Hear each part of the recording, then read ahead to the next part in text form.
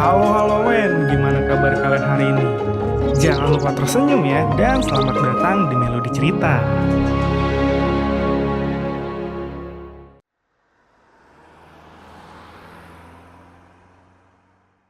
Oke kawan, kita akan lanjutkan cerita dari episode sebelumnya. Dan kali ini ternyata tebakan Sanzo atau si Tan Sanzang sangatlah benar. Orang yang ada di balik serigala itu adalah kakak seperguruan dari Sanzo. Kakak seperguruan wanitanya pun berkata pada Tan Sanzang janganlah takut karena dia hanyalah bermain-main. Dan kakak seperguruan prianya berkata, apakah Sanzo serius ingin ke barat? Karena lebih baik jika dia lebih menyayangkan nyawanya. Karena Sanzo tidak tahu apa yang ada di depannya. Sanzo pun langsung bertanya sebenarnya apa mau mereka. Dan Mova pun berkata mereka datang untuk menolongnya.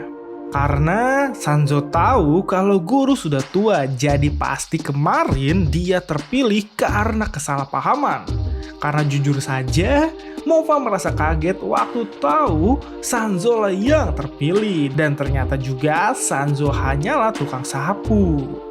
Lagi pula juga, dengan situasi seperti ini mereka tidak boleh lengah. Manusia akan berada di puncak tertingginya ketika dia percaya oleh banyak orang yang mengerti. Serta sebenarnya mereka berdua datang untuk kebaikan Sanzo sendiri.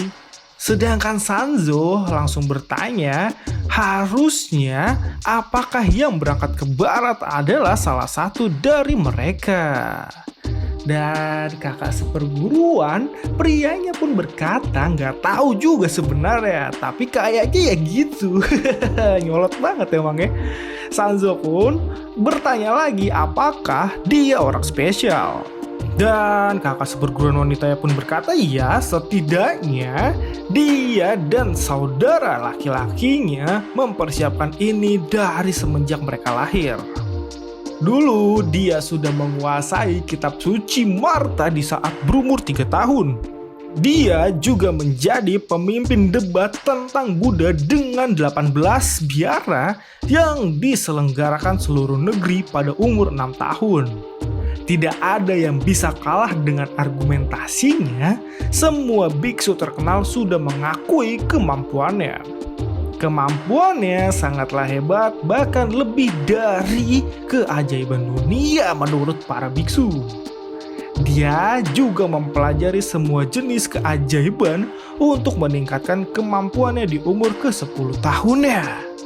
Jadi, apakah Sanzo paham sekarang? Sombong ya. Karena dia itu elit katanya. Sanzo tidak sebanding dengannya, makanya dia harus menyerahkan tugas ini kepadanya. Lagi pula juga biksu itu sudah tua, jadi pasti memilih Sanzo merupakan sebuah kesalahan. Sanzo juga harus mengerti bahwa tugas ini tidak mungkin bisa dia tangani, jadi Sanzo haruslah menyerah menurutnya. Dan tanpa diduga tiba-tiba Sanzo pun lari ke arah wanita itu dan memukulnya. Wanita itu pun langsung berdarah dan terpental.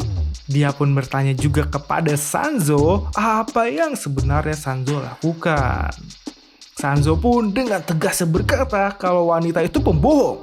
Karena katanya dia itu elit. Dan jika dia elit harusnya dia tidak kena pukulan Sanzo tadi. Wanita itu pun langsung marah mendengar perkataan Sanzo dan dia mengeluarkan kekuatannya untuk menyerang Sanzo. Dia pun mengaktifkan kekuatan 3 serangan serigala penghancur saljunya untuk menyerang Sanzo. Serigala-serigala raksasa itu pun muncul dan wanita itu pun berteriak pada Sanzo. Dia melakukan ini karena Sanzo yang meminta. Dan dia pun meminta serigala itu menyerang Sanzo. Tapi sayangnya Sanzo dengan cepat berlari ke arahnya dan memukul wajahnya dan jedar. Wanita itu pun tidak menyangka kalau serangan Sanzo sangatlah cepat. Dan Sanzo sendiri lagi-lagi berkata kalau wanita itu sangatlah berbohong. Katanya dia mau serius tapi tidak ada buktinya. Dia pun meminta wanita itu untuk membuktikan kalau dia memang lebih baik dari Sanzo dalam mengemban tugas ini. Sanzo pun memukuli wanita itu tidak ada ampunnya. Dan di pukulan terakhir ya, wanita itu pun terpental. Tapi Sanzo tidak memberi ampunnya dan mendekati wanita itu lagi dan menarik bajunya. Kali ini Sanzo pun berkata, apakah wanita si kakak seperguruannya tidak bisa membuktikan kalau dia pantas menjalani tugas ini dan kenapa dia berbohong? Sanzo sangat kecewa kepadanya. Dan terakhir, dia pun memukul wajah wanita itu dengan sangat kencang dan jedar. Wanita itu pun kehilangan giginya karena pukulan kuat dari Sanzo. Sadis banget nih Sanzo ya kawan. Dia pun terus saja berkata kepada wanita itu, tunjukkan kemampuan elitnya. Karena katanya dia sangat ingin mengambil api abadi. Maka buktikan saja, tunjukkan kalau dia memang pantas. Dan Sanzo pun membabi buta memukuli wanita itu. Dan akhirnya tanpa diduga pun wanita itu meminta ampun pada Sanzo. Dia meminta Sanzo jangan marah lagi. Dia salah dan dia meminta maaf. Dia memohon ampun jangan dipukuli lagi sambil menangis. Wah. Dan Sanzo pun memberinya ampun, tapi dia malah bertanya, ternyata wanita itu nangis. Apakah dia pikir nangis akan berguna jika dia bertemu dengan monster yang sesungguhnya di luar sana? Dan dengan malunya wanita itu hanya berkata dia tidak nangis. Tapi Sanzo berkata dirinya terlalu egois, hanya mementingkan kepentingannya sendiri. Makanya tadi Sanzo menghajarnya. Sanzo juga meminta wanita itu harus sadar dia ingin pergi ke barat karena kegengsiannya, atau dia itu sebenarnya tidak peduli dengan api abadi. Dan wanita itu pun kali ini dengan takutnya berkata, Sanzo benar, dia memang egois. Jadi makanya sekarang dia meminta Sanzo untuk pergi. Semoga perjalanannya lancar. Kicep dia ya. Dan kali ini Sanzo pun berpaling kepada kakak seperguruan prianya. Tapi dia pun berkata kepada adik si Sanzo, jangan pedulikannya. Dia hanya ingin merawat kakak seperguruan wanitanya. Sanzo pun langsung meminta maaf dan kakak seperguruannya berkata sepertinya guru mereka benar. Guru melihat sesuatu hal yang spesial dari Sanzo. Makanya Sanzo bisa terpilih. Jadi dia harap perjalanannya lancar sampai akhir. Dia pun langsung meninggalkan Mova dan Xizian yang merupakan saudara laki-laki dan perempuannya ketika dia berada di kuil. Kali ini Sanzo pergi dengan sangat kesal kepada mereka karena gengsinya tinggi sekali menurut Sanzo. Mereka tidak peduli dengan keberlangsungan semesta ini. Waktu Sanzo bersama mereka sudahlah cukup. Sekarang dia harus terus berjalan. Lagi pula luka Mova akan segera sembuh karena Sanzo hanya menggunakan 10% dari kekuatan nih kawan. Kuat banget dia, gila nih kan. Wah, gimana nih menurut kalian masa muda Tan Sanzang? Tulis di kolom komentar ya. Dan Sanzo pun juga menyayangkan mereka karena mereka terlalu lemah, padahal mereka sudah berjuang sangat keras. Sedangkan Mova dan Xizian kali ini sangatlah tidak menyangka karena ternyata Sanzo memanglah seorang monster. Dan sekarang masuk akal jika dialah yang diutus pergi ke barat. Tanpa terasa pun akhirnya perjalanan Sanzo sampai di puncak abadi.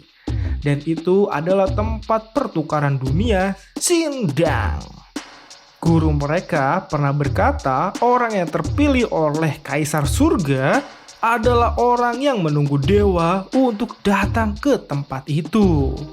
Sanzo pun akhirnya membuka bajunya dan mengganti warnanya menjadi putih serta menggondoli kepalanya yang tadinya gondrong banget kawan. Karena menurut legenda jika mau ke barat maka harus melewati jalur iblis. Kesulitan dan hambatan tidak dapat diatasi oleh kerja keras. Sekarang tinggal hanya menunggu instruksi dari dewa. Di tengah meditasinya, Tan Sanzang pun bertanya-tanya kenapa dengan kekuatan dewa mereka tidak datang sendiri ke barat, malah menyuruh manusia lemah sepertinya. Tapi dia pun terus bermeditasi dan membiarkan saja karena itu bakal membuat mereka harus menjawab banyak pertanyaan. Entah berapa lama dia bermeditasi dari musim salju sampai sekarang sudah sangat terang tidak ada lagi salju. Akhirnya dewa pun datang dengan cahaya emas dari langit. Sanzo pun akhirnya membuka matanya dan ternyata yang datang adalah Guan Yin dengan membawa kuda Awusu. Penampilan dewa di mata Sanzo kali itu sangatlah anggun dan mereka terlihat sangat muda walaupun tidak ada yang tahu umur asli mereka. Mereka juga memiliki kuda yang sangat aneh, padahal itu adalah naga yang dikutuk menjadi kuda. Gimana kawan menurut kalian cerita di chapter ini? Terima kasih ya sudah menonton sampai selesai di Melodi Cerita. Dan jangan lupa juga untuk like serta subscribe kalian. Dan sampai jumpa.